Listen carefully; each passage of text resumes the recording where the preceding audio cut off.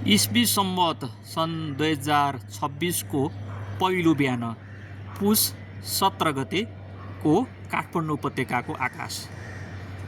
आज पनि बिहानैदेखि आकाश सफा छ। केही दिनदेखि प्रदूषण भने बढिरहेको छ।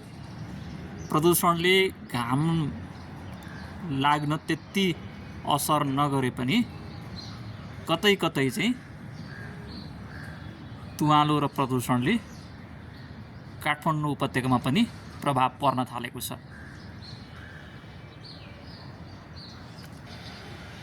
तराई, मधेस र पहाडका कतिपय ठाउँमा दिउँसो अबेरसम्म हुस्सु र कुहिरो लागे पनि काठमाडौँ उपत्यकामा भने दिउँसोको मौसम घमाइलो भइरहेको छ।